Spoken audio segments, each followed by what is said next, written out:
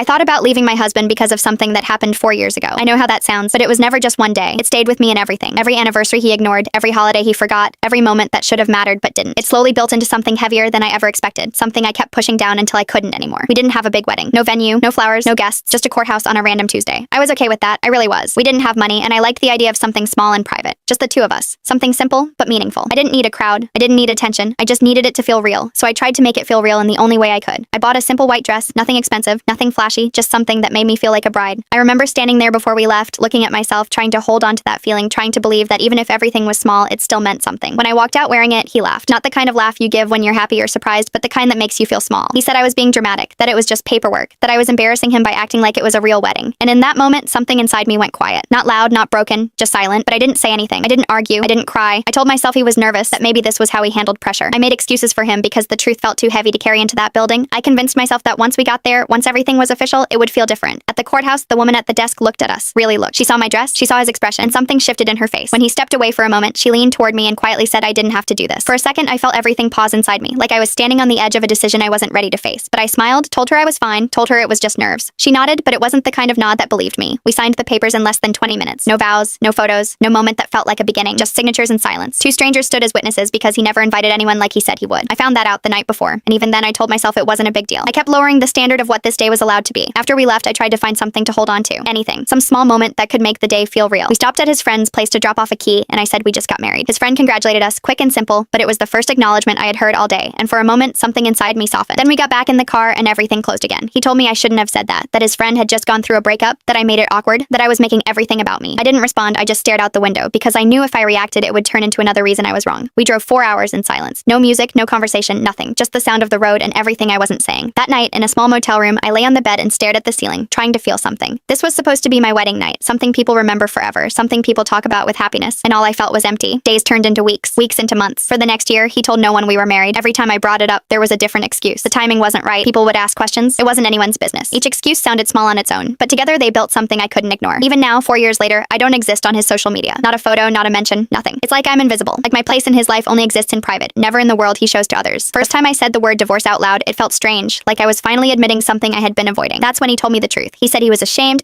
of how we got married, ashamed that there was no family there, ashamed of how it looked. He said it like it explained everything, like it was something that just happened to him.